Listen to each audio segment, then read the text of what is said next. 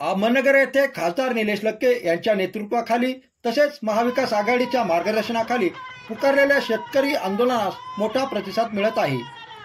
दुधाला योग्य भाव मिळावा, कांद्याला हमी भाव मिळावा यासही शेतकऱ्यांच्या विविध मागण्यांसाठी अहमदनगर दक्षिणेचे खासदार निलेश लंके यांनी अहमदनगर जिल्हाधिकारी कार्यालयासमोर शेतकऱ्यांसह गाई म्हशी शेळ्यांबरोबर ठिय्या देण्याच्या आंदोलनास रविवारच्या तिसऱ्या दिवशी राज्य शासनाचे शेतकऱ्यांच्या मागण्याकडे लक्ष वेधण्यासाठी निलेश लंके यांनी अहमदनगर शहरातून ट्रॅक्टर रॅली काढण्यात आली।